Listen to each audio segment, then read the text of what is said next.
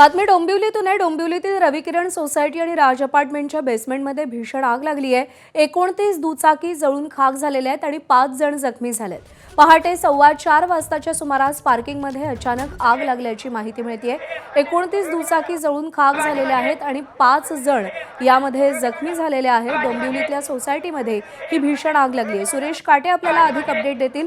सुरेश, आगीची परिस्थिती सध्या कशी आहे आणि कशामुळे नेमकी आग लागली, कारण कळू शकलंय का? प्रज्ञा, आज सकाळी 4:15च्या दरम्यान सागाव परिसरातील एका सोसायटीमध्ये पार्किंगमध्ये आग लागली होती। त्या आगीमध्ये जवळपास 29 मोटरसायकल जळून खाक झालेल्या आहेत आणि 4 ते 5 जण किरकोळ जखमी झालेले आहेत। जखमींवरती खासगी रुग्णालयामध्ये उपचार सुरू आहेत।